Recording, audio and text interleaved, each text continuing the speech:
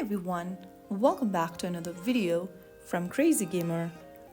In this video, we will be learning how to turn on and off auto switch gun in Free Fire Max. If you want to quickly change weapons without needing to press a button on Free Fire Max, first of all, open the app on your device and from the home screen, tap the gear button at the top right corner. This will then open up this controls menu where you'll need to scroll down and look for auto switch gun option. Tap on the on button to turn on auto switch gun.